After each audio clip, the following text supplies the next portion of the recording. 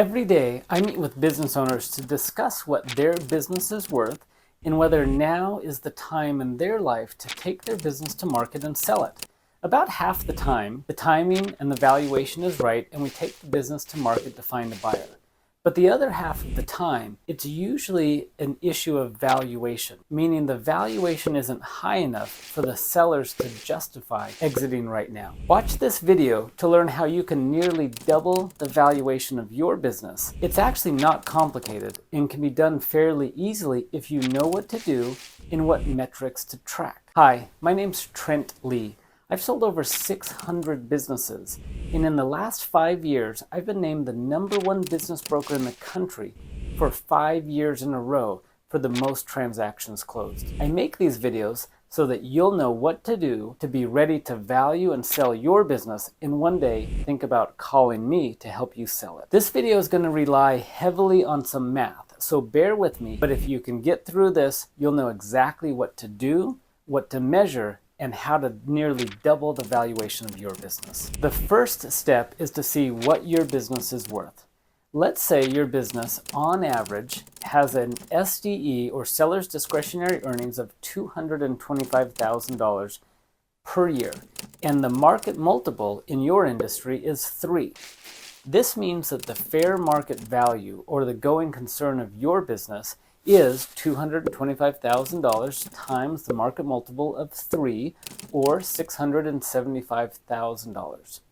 The next step is to see what your sales goal is. For the sake of easy math, let's assume that you want to sell the business for $1 million. All you have to do, once you know the market multiple, is divide the desired sales price by the market multiple to tell you how much money you need in seller's discretionary earnings each year.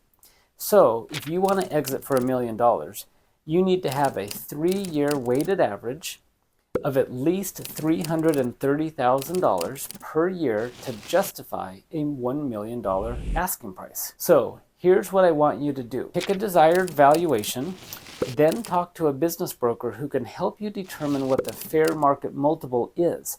So you now have a target goal of how much you need in seller's discretionary earnings to justify your valuation or your goal price. Next, you need to know and track 8 key metrics.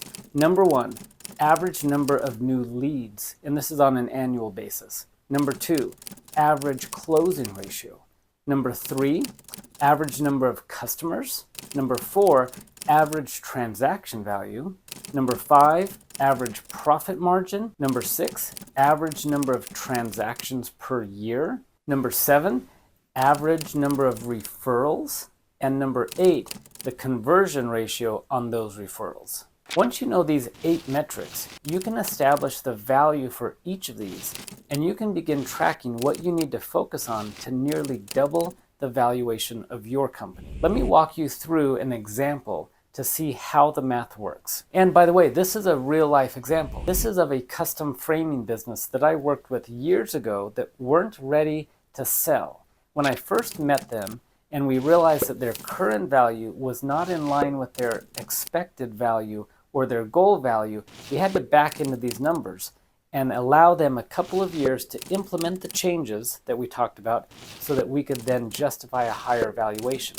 Now here's the fun part. I actually just took this business to market at a higher valuation than what it shows in this video because they were able to implement and successfully increase the value of their business by focusing on these 8 aspects.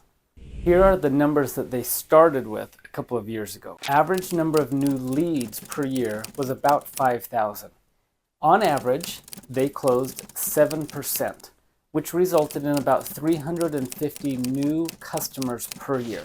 Their average transaction value was $2,500, and most customers, most of the time on average, were transacted with them 1 time per year. This resulted in $875,000 in gross revenue, with an average profit margin of 15%. On average, they were able to get about 50 referrals, at least that they could track, and the conversion ratio on those referrals was much higher than their 7% conversion rate. They converted on average about 20% of the referrals.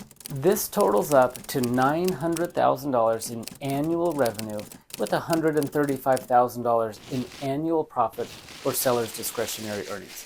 Now, these are general numbers, not exact numbers. At the time I met with him, they weren't tracking this stuff, so we had to back into these numbers generally. Here's the key. If you're not tracking these metrics as a business owner, start.